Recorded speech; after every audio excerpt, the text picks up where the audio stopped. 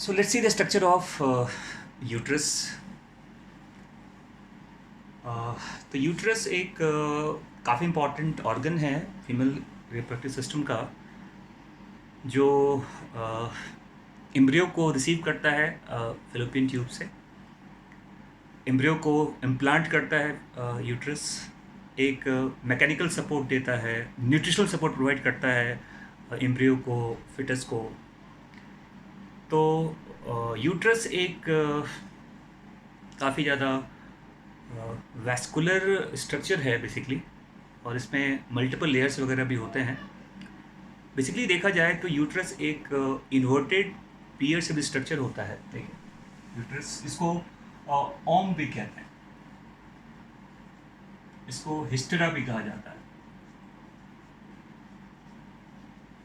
ओम भी कहते हैं इसको, हिस्टेरा भी कहते हैं। और यूट्रस का जो मैंने कहा कि ये एक इन्वर्टेड पियर शेप स्ट्रक्चर होता है बेसिकली।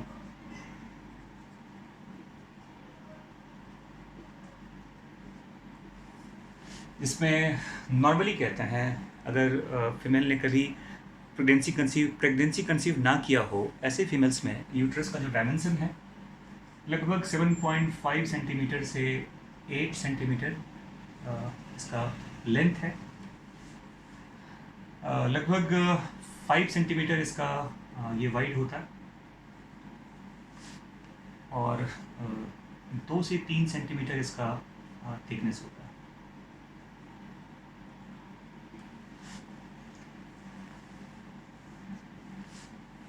और थोड़ा सा अगर ऐसे देखें आप कि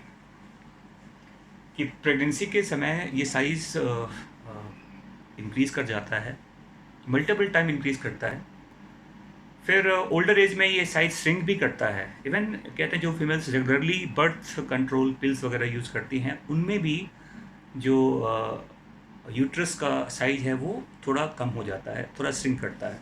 बट नॉर्मल साइज यही है, लेंथ 7.5, वाइड 5 सेंटीमीटर ये इसका वाइड है, और लगभग 2 से 3 सेंटीमीटर इसका क्या बताओ थिकनेस होता है ना। एक्चुअली में अगर देखा जाए कि यूट्रस का पोजीशन क्या है, देखो यूट्रस का लोकेशन कैसे होता है फीमेल्स के बॉडी में। जैसे अगर एक सैजिटल सेक्शन लिया जाए ह्यूमन्स बॉडी का, जैसे मान लो ये मान लिया जाए ये मान लो ब्लडर का स्ट्रक्चर है, ये है यूरिनरी ब्लडर। तो यहाँ पर इस तरह का ये एक स्ट्रक्चर रहेगा, ऐसे इन्वर्टेड पियर सेट कहते हैं। ये वेजाइना का पार्ट है, देखिए ऐसे ही वेजाइनल ट्यूब है एक्चुअली। तो ये है यूट्रस, ये वेजाइना का पार्ट है एक्चुअली। और यहाँ पर ऐसे देखेंगे आप, ऐसे ये ऐसे ही रेक्टम, ये एनल कैनाल है, ये एनएस की ओपनिंग है ऐसे यहाँ पर। और यहाँ पर ऐसे फिर देखेंगे ऐसे आप, ये वर्टिब्री है, सैक्रम का पार्ट जो लोअर पार्ट होता है, सैक्रम कॉक्सिक्स वगैरह जो होता है। तो ये मान लो मैंने कहा कि ये अगर सैक्रम जो कॉक्सिक जो वर्टिब्री का जो पार्ट होता है एक्चुअली, ये है रेक्टम।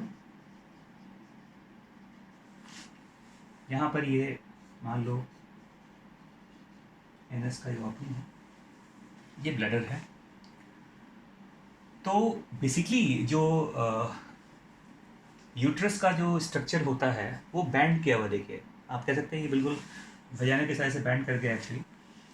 तो नॉर्मली कहते हैं यूट्रस का जो पोजीशन है ये ब्लैडर और रेक्टम के बीच में होता है। क्या होता है? ब्लैडर और रेक्टम के बीच में होता है।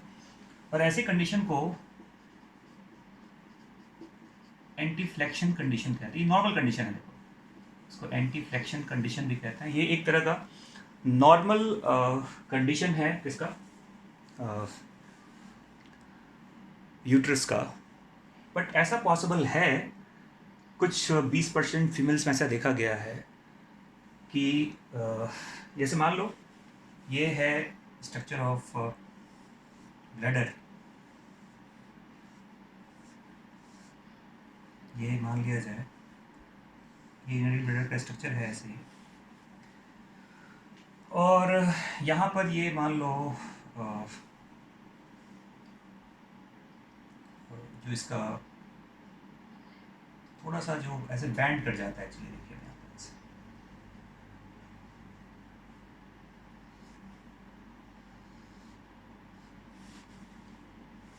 ये है यूट्रस, और मान लो यहाँ पर ये अब मैं बताया ये सैक्रम का पार्ट है ऐसा, ठीक है, और रेक्टम तो यहीं पे ऐसे बना हुआ है।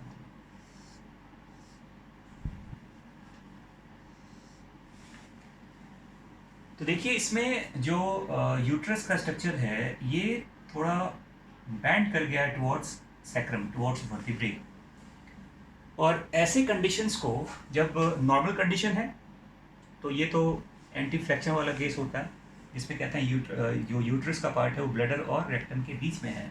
इसमें कहते हैं यूट्रस थोड़ा बेंड कर जाता है टुवर्ड्स द सैक्रम, और ऐसे कंडीशन को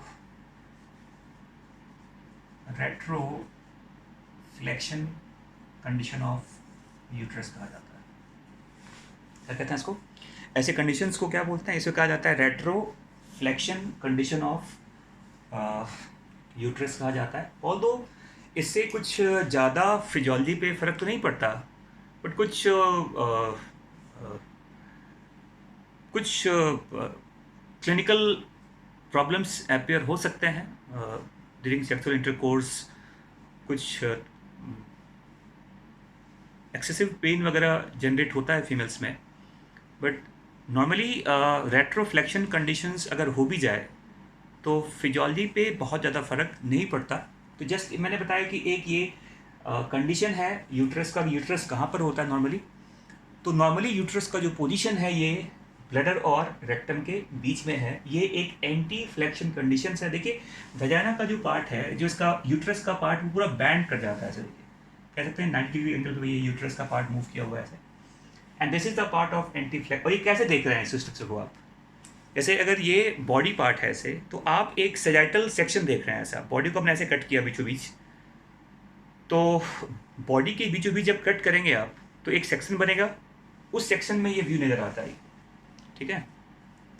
तो ये तो मैंने बता दिया कि ये यूट्रस का पोजीशन क्या होता है। नॉर्मली कहते हैं जो एक नॉन प्रेग्नेंट फीमेल होती है उसमें जो यूट्रस का वेट है ये नियरली 60 to 100 ग्राम के बीच में होता है, ठीक है। अब मैं बता रहा हूँ कि यूट्रस के पार्ट कौन कौन से होते हैं। देखिए ये पूरा मैंने बताया ना कि ये जो पूरा एक इस तरह का, देखिए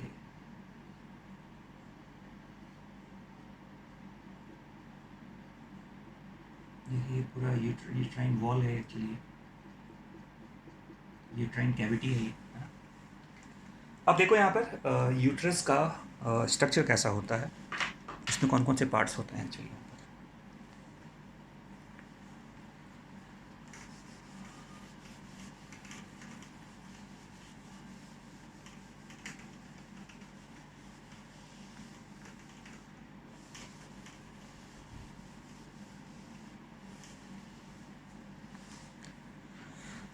तो यूट्रस का स्ट्रक्चर देखिए, अगर मैं बताऊँ आपको इस तरह का, जैसे मान लो ये इसका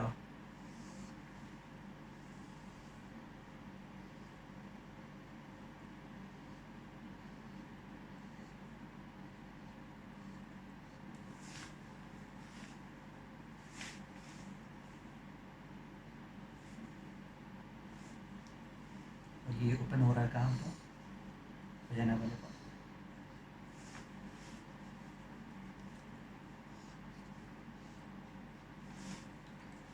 तो अगर ये पूरा यूट्राइन वॉल है, जैसे बता रहा हूँ, मान लो एक लेयर इसका यूट्रस के वॉल में ये ऐसे बना दिया हमने। ये हर तरफ होता है इस तरह से, देखो। और एक लेयर और हमने बना दिया ऐसे, देखिए ऐसे।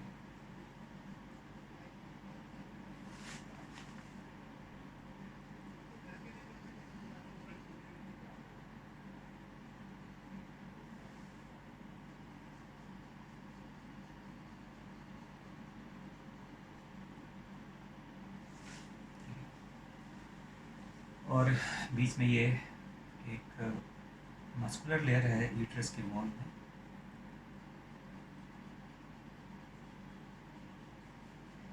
देखिए यहाँ ये वाला लेयर है जो यहाँ भी है ऐसे।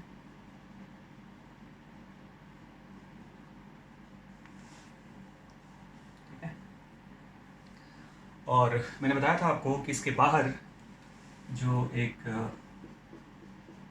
लिगामेंट का, एक्चुअली ये ब्रॉड लिगामेंट का ही पार्ट है जो यूट्रस को सराउंड करता है ऐसे।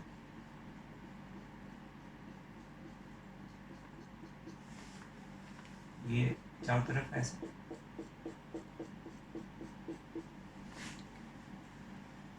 तो ये जो स्ट्रक्चर है यहाँ पर, इसे क्या कहते हैं? इसी को कहते हैं मीजोमेट्रियम, या इसी को राउंड लिगामेंट भी कहा जाता है। इसी को राउंड लिगामेंट भी कहते हैं। ठीक है। ये यूट्राइन कैविटी है। अब देखो ये जो यूट्रस के वॉल हैं, अब पहली बार पार्ट्स क्या क्या हैं देखो। तो इसका जो अपर पार्ट होता है इसको फंडिक पार्ट कहते हैं। जो मिडिल पार्ट है इसको कॉर्पस कहा जाता है। जो इसका नेक एरिया होता है, लोअर पार्ट है इसको इसका सर्विक्स कहते हैं। और जो इसका वो पार्ट जो फेलोपियन ट्यूब रिसीव करता है, बेसिकली इस पार्ट को यूट्रस का कॉर्डुआ कहा जाता है। ठीक है। अब यहाँ देखिए, जो यूट्राइन वॉल है ये बना हुआ है 3 अलग अलग लेयर्स का। यूट्रस के वॉल 3 लेयर के बने होते हैं। जो सबसे बाहर का लेयर है इसे कहते हैं पेरीमेट्रियम। जो ये रेड पार्ट आप देख पा रहे हो, ये इसका मिडिल पार्ट है, इसे कहते हैं मायोमेट्रियम। और जो इसका इनर पार्ट है इसे कहते हैं इसका एंडोमेट्रियम। ठीक है। पेरीमेट्रियम, मायोमेट्रियम, एंडोमेट्रियम, और इसे कंबाइंड फॉर्म में क्या बोलते हैं इसको?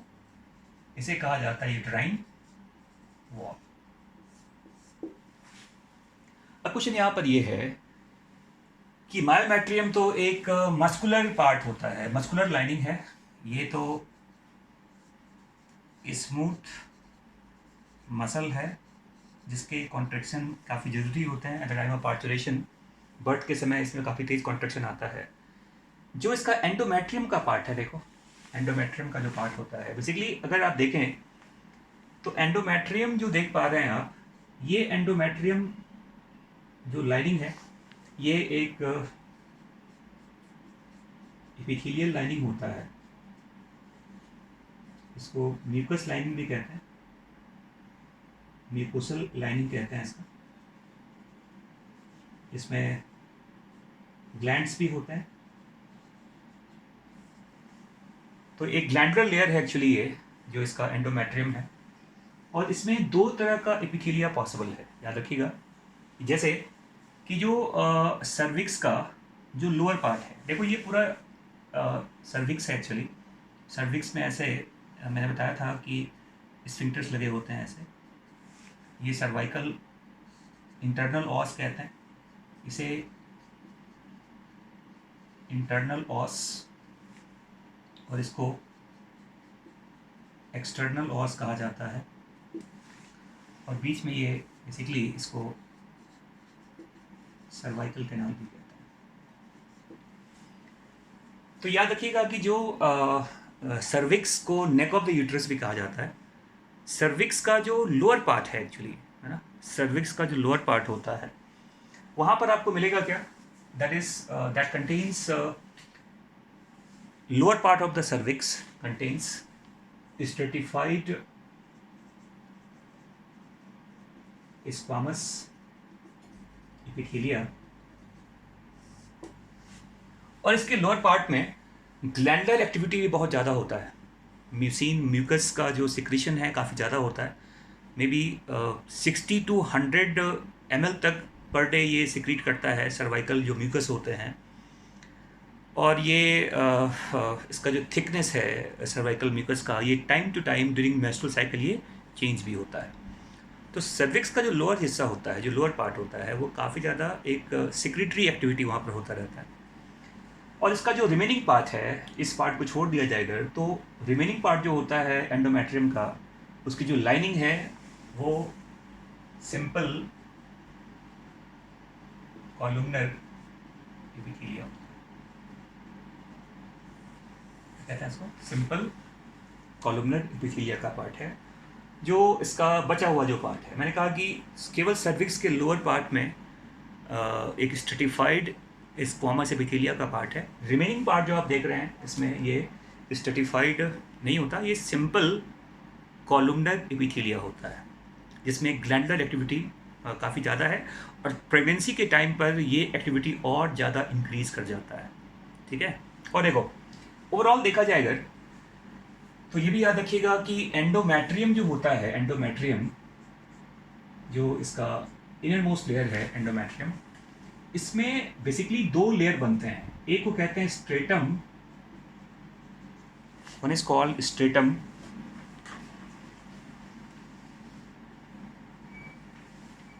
स्ट्रेटम एक होता है फंक्शनलिस कहते हैं, और एक और लेयर होता है यहाँ पर, इसे स्ट्रेटम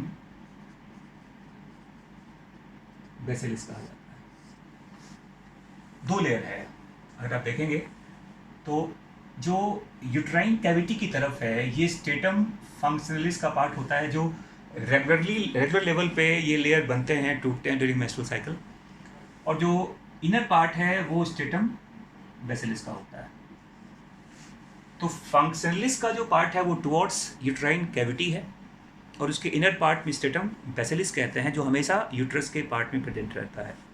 ठीक है, तो ये मैंने बता दिया आपको all about the structure of uterus. मैंने कहा कि यूट्रस का जो लोअर पार्ट है उसे सर्वाइकल पार्ट कहते हैं, सर्विक्स कहते हैं इसको। सर्विक्स का जो ट्यूब कैनाल होता है, इसकी दोनों तरफ एक काफ़ी स्ट्रॉन्ग स्फिंक्टर लगा है। फीमेल्स में कहते हैं सबसे ज़्यादा स्ट्रॉन्गेस्ट स्फिंक्टर होता है ये सर्वाइकल ऑस, इंटरनल एंड एक्सटर्नल।